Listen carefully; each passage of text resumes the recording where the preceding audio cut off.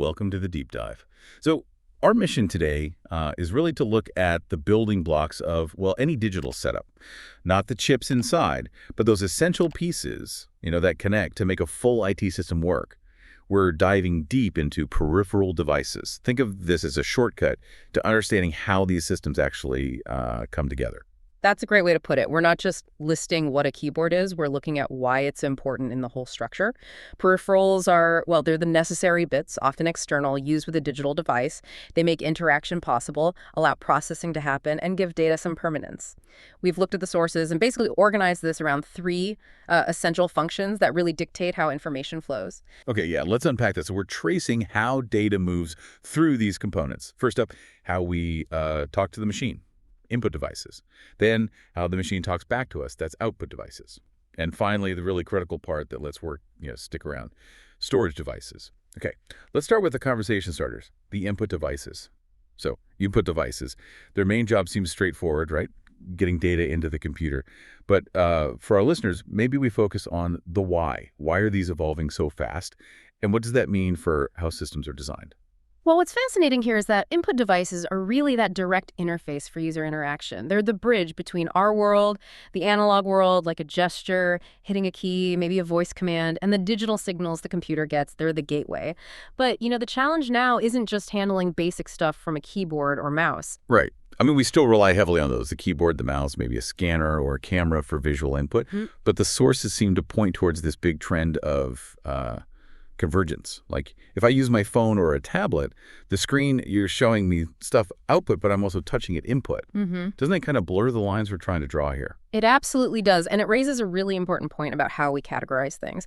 Architecturally speaking, we tend to classify a device by its, let's say, primary job at that specific moment, or maybe its most specialized part. So a traditional mouse, that's purely input, dedicated channel, focused on tracking, latency, all that. But a touch screen?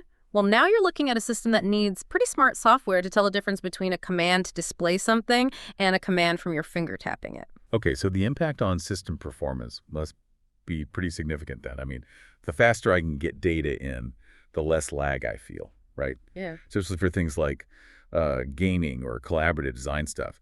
If a device is trying to split its focus between showing a complex image and registering my swipe, well, you'd notice that trade-off. Precisely. And that's exactly why you still see dedicated input devices dominating certain areas.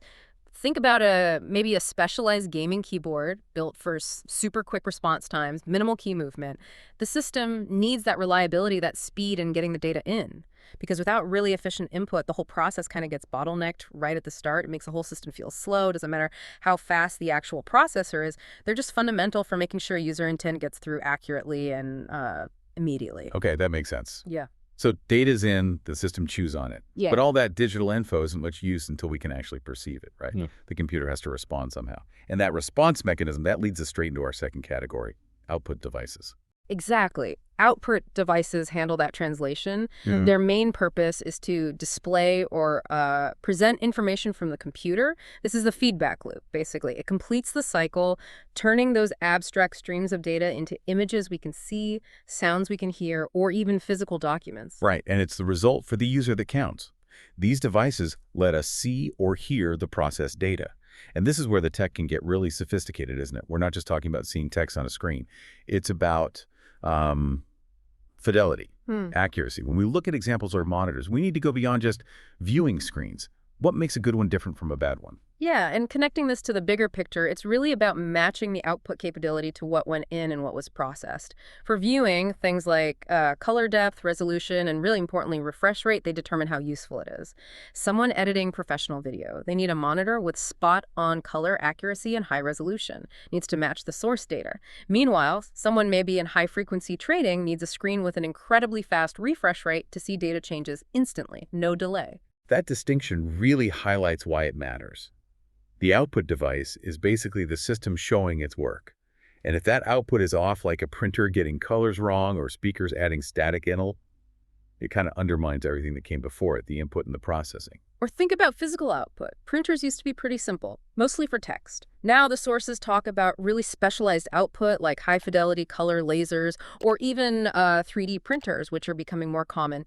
Here, the output device is doing way more than just displaying. It's physically creating something based on digital instructions. It extends what the IT system can do beyond the screen. But the core idea is the same, delivering the response. It's just the form of that response that keeps expanding. Okay. So input got the command, output delivered the response. That finishes the immediate interaction loop. But everything we've discussed so far is kind of temporary, isn't it? The moment you shut down or close the program, all that effort could just disappear. Unless we bring in the third piece, the archivists. Right, now we move to storage devices. Their crucial function sounds simple. They're used to store data, short-term or long-term. But that simple definition, it hides a huge, really complex technological landscape.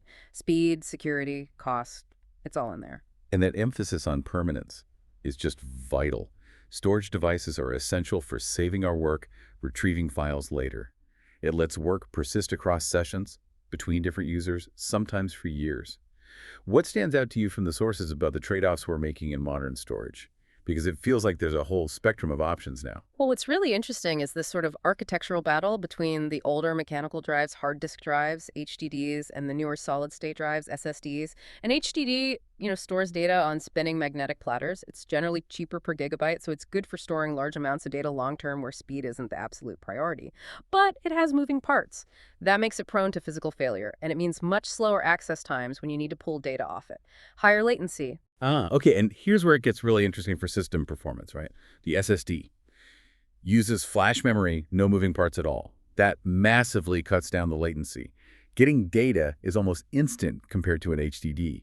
That's why your operating system boots up faster, why games load quicker, why database searches feel snappier. It's often that storage access speed. Exactly right. The move to SSDs wasn't just about a minor speed bump. It really changed how software could even be designed. Developers could suddenly count on these ultra-low access times. But SSDs are usually more expensive per gigabyte, and they have different failure characteristics, things related to write cycle limits. So it gets complex. Architects often end up using tiered storage, SSDs for the stuff you need right now, the active files, and maybe HDDs or other specialized systems for long-term backup, the cold storage. And we shouldn't forget the portable stuff either. USB sticks, portable SSDs, they still perform the same basic function, letting you save and retrieve files, but outside the main computer. They give data mobility, linking one system to another.